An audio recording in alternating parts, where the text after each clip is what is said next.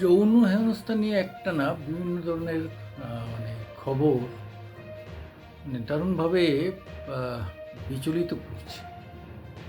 আহ, এগুলো কি অনেকটা স্ক্রিপ্টেড, না এত ঘটনা, এত হইচই, সেই আরজিকর থেকে আরম্ভ করে এতে কি এই যারা অপরাধ করছে তাদের মনে কি কোনো ভয়, ভীতি, চক্ষু লজ্জা আহ, থাকছে না? তাদের পরিবারগুলো এসব নিয়ে তাদের কি ভাবছে, নাকি ভাবছে যে অস্বীকার করে গেলেই দায়িত্ব শেষ হয়ে গেল? এই ব্যাপারটাগুলো ভাবার দিন এসেছে, সব নিয়ে ভাবতে হবে যে স্ক্রিপ্টেড না এর পেছনে সত্যি এই ঘটনাগুলো ঘটার পরেও কেন স্থানীয় প্রশাসন তারা অ্যালার্ট হচ্ছে না? কেন একটা মেয়েকে নিয়ে সে মেয়েটিকে ডাকলো আর মেয়ে তার সঙ্গে চলে গেল, এবং একটা যেখানে দেখা যাচ্ছে যে শৌচাগারের দিকে নিয়ে যাচ্ছে, তারপরেও মেয়েটি বা কেন গেল, বা তখন তাকে ফোর্স করা হলো কি না, গ্যাপ করা হলো কি না, মুখ চেপে টেপে ধরা, অথবা অন্য কোনো ব্যাপার আছে? এটা ভালো করে তদন্ত হওয়া উচিত।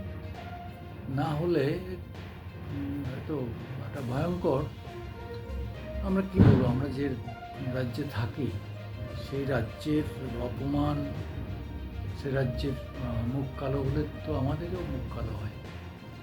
ফলে এটা একটু সাবধানে আমাদের দেখতে হবে। আপনারাও লক্ষ্য রাখুন চারিদিকে, এবং এগুলো যাতে কমায় তার জন্যে প্রচুর ইয়ে করা দরকার। কী বলবো, মহিলাদের নিয়ে বহু এনজিও আছে, সরকারের আছে, বহু ছেলেমেয়েদের নিয়ে ইয়ে করা উচিত, মানে ওয়ার্কশপ যাকে বলে। এই ওয়ার্কশপের মধ্য দিয়ে তাদের বোঝানো যে এই ক্রাইমগুলো কত বড় ভয়ঙ্কর, একটা ছেলে বা একটা মেয়ের জীবন কীভাবে ধ্বংস করে দিতে পারে, এই সমস্ত বুঝিয়ে তাদের একটু ভিতর, তাদের মনে একটু ভয় ঢোকাতে হবে। কেন আইনটা জানা খুব দরকার। একটা কথা আছে না, একটা মেয়েকে ধর্ষণ করলে তার 10 বছর, 7 বছর জেল হতে হবে, 7 থেকে 10 বছর। আর তাকে মেরে ফেললে ওই 10 বছরের সঙ্গে তার ফাঁসিও হয়ে যেতে পারে। তাহলে এই আইনটা সচেতন থাকলে একটা মেয়েকে এসে ধর্ষণ করার পর অন্তত মারা যাবে না। এইভাবে মানে ব্যাপারগুলো আইনের ব্যাপারে সচেতন করতেই হবে মানুষকে, সর্বস্তরের মানুষকে। যে মেয়েটার, তাকেও সচেতন করতে হবে, তুমি ওকেও ডাকলেই চলে যাবে না, তোমার এই সমস্যা রয়েছে। তার গাইনি সমস্যাগুলোকে ভালোভাবে ডাক্তারকে দিয়ে বোঝাতে হবে। আপনারা পেশারা কেমনভাবে দেখছেন সেটা